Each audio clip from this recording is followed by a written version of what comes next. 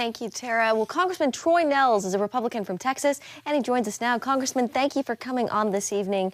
The Biden administration says the border is closed, but a lot of these images that Tara was showing us, they don't convey that. Over the weekend, the mayor of Del Rio, who we heard from in Tara's story, had this. He tweeted, "The VP is able to visit the fun events across the country, while American communities continue to grapple with failed immigration reform. Where is the visit to Del Rio, Texas?" Does the administration, Congressman, have a grasp on how serious the situation is at the border? Jenna, thank you for having me. It's interesting that Mayorkas said, DHS Secretary Mayorkas said months ago, the border is closed. And I believe he maybe even said it again today, that our border is closed. I've been down to the border. I've been to Del Rio. I've been to Laredo, all the way to Yuma, Arizona, to San Diego, California. And I can assure you and the American people that our southern border is not closed. You don't have 1.2 million people over the last 9 months making that trek from countries across the world, across the globe. Initially it was, well, we're worried about the Northern Triangle countries. We've had individuals that have been brought over from Ecuador, Russia, China. They're coming from every place. And so, no, the border is not closed. They're in denial. But I think this is an orchestrated plan by this administration. This isn't by accident. But what do you think, Jenna, was going to happen when you have a president who was a candidate back then, even before he was sworn in, that invited everybody over? He said, come on over to this great country of ours. So now they're here.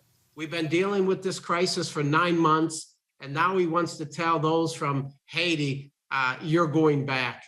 Good luck with all that.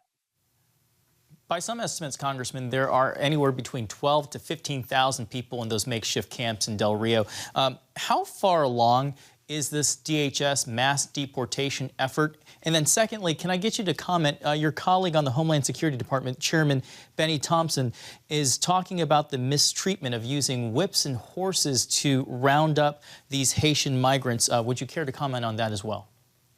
Oh, I don't know what Benny's watching. I don't know. It's so sad that this immigration policy or lack thereof is so partisan today. But I don't know what Benny's necessarily referring to. We do know that the Department of Public Safety from the great state of Texas is there with the National Guard to help augment the Border Patrol. And what your listeners need to understand is that is the state of Texas's money. I mean, because the federal government refuses to secure our southern border, the Governor Abbott from the great state of Texas was spending taxpayer dollars from Texas to augment the Border Patrol. But I'm not sure what he's referring to. I'm sure that there are many individuals that are trying to run and maybe evade or they don't want to be apprehended. But again, I'm going to reserve comment. All I do know is this, is I've been down there. I've been at the border and I've seen people, hundreds of them, just walking across the Rio Grande through Del Rio to come to America because they truly understand that this federal government of ours that's spending trillions of dollars, that we will line their pockets with cash. We will give them health care. We're going to educate their children. We're going to educate their older children by giving them some free college. And eventually, folks, let's not forget, we want to make you all citizens. And this is Joe Biden, and I approve this message. Congressman Troy Nehls of Texas, we will leave it there. Thank you for coming on. Thank you, Congressman. Thank you. God bless.